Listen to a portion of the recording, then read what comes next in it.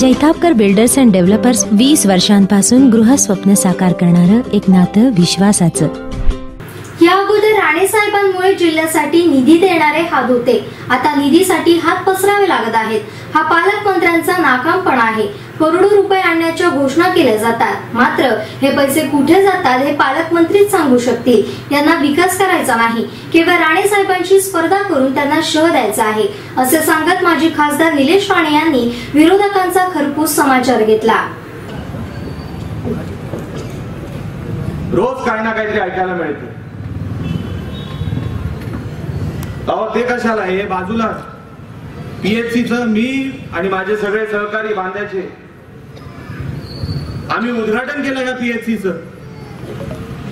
त्याच्यानंतर पालकमंत्र्यांनी केलं पीएचसीचं उद्घाटन त्या दीपक सावंतांना घेऊन. अजूनपर्यंत डॉक्टर नाही आहे का, तुम्ही सांगायचं. मग ही परिस्थिती आली आपल्या मतदारसंघावर. काय झालं या मतदारसंघामध्ये मला माहित नाही. आपण का मतदान द्यायचं या पालकमंत्र्यांना पुढच्या 2019 मध्ये येतील नाकावर चष्मा ठेवून, तर का म्हणून मतदान करायचं यांना? काय दिलं या मतदारसंघाला? मी अजूनपर्यंत शोधतोय. तेव्हाही वेंगुर्ल्याला होतो परवा, काही नाही. अहो 1 रुपयाचं काम नाही दाखवू शकले. मंत्रालयामध्ये काय मंजूर करून आणलं ते नाही दाखवू शकले. फक्त एकच ऐकायला मिळतं, ज्याचा उल्लेख आता सतीश सावंतांनी केला, चांदा ते बांधा. मला पहिलं वाटलं कुठला पिक्चर आहे का काय, जे होतं ना मुंबई टू गोवा, डोंबिवली टू विहार. आम्ही असं काय आहे का काय, मला कळलंच नाही स्कीम कुठली. हॉस्पिटलची घोषणा आता केली, जमीन त्यांची नाही. हा पट्टा महामार्गाचा गोवापासून म्हणजे गोव्याच्या बॉर्डर पासून झारापर्यंत ते राणेसाहेब जेव्हा पालकमंत्री होती तेव्हा झालेला आहे. पालकमंत्री राणेसाहेब होते, मी तेव्हा खासदार होतो. तेव्हा साहेब सीपी जोशीला जाऊन भेटले, तेव्हा हा झारा पात्रदेवी हा पट्टा पूर्ण झाला. आणि तो त्यांनी केला का? कारण का मागणी राणे साहेबांनी केली होती. यांना जाऊन सांगा, हा बाकीचा टप्पा जो राहिलाय झारापासून पुढे कळमठ पर्यंत करा ना. पण नाही करू शकत. त्यांना फक्त शब्दातून राणे साहेबांची स्पर्धा करायची आहे, कृतीत काय करू शकत नाही. बघा त्या एअरपोर्टचं काय केलं. 1 प्लेन उतरवलं अजूनपर्यंत, फक्त 1 प्लेन,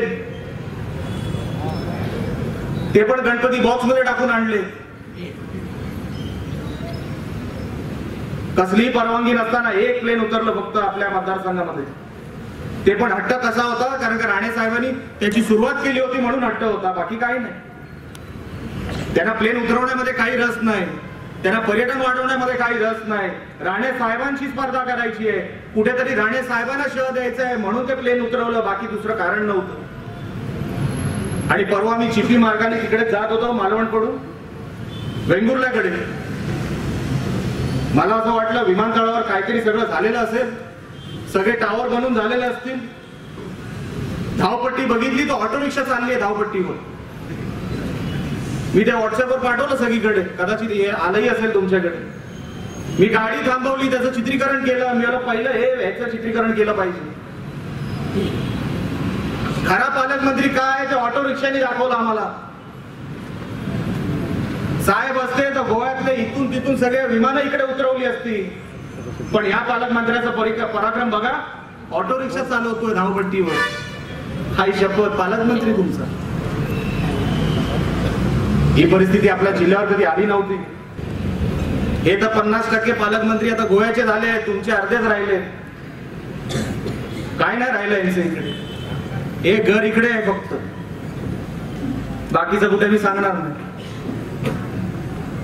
पण हे जर असंच चालत राहिलं तर उद्या आपल्या मुलांनी नोकऱ्या कोणाकडे मागायची? MIDC जर आली असती तर काय बिघडलं असतं कोणाचं? जे आमच्या नाडकर्णींनी जी मागणी केली होती साहेबांनी पूर्ण करून दिली, जर आली असती MIDC उभी राहिली असती तर कोणाचं काय वाईट झालं असतं? मुलांना नोकऱ्याच मिळाल्या असत्या, दरडोई उत्पन्न जिल्ह्याचं वाढलं असतं. पण असं काय नाही. राणेंनी सुरू केलं ना तर ते बंद झालं पाहिजे. जेव्हा आमचं हॉस्पिटल उभं राहत होतं 750 बेडचं, सगळ्या परवानग्या रद्द झाल्या अशी अफवा पसरवली. कोणी? ह्याच आमदारांनी. अहो, आज लोकांना सेवा मिळाली आहे. नाकापासून डोक्यापर्यंत प्रत्येक उपचार तिकडे सुरू आहेत. खिशातला पैसा घालून ते सगळं उभं केलेलं आहे.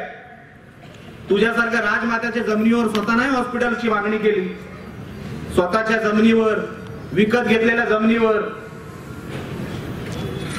बँकेकडून कर्ज घालून ते सगळं उभं केलेलं आहे. तू 100 बेडचं तरी कर, 100 बेडचं कर, पण नाही करू शकणार, नाही करू शकणार.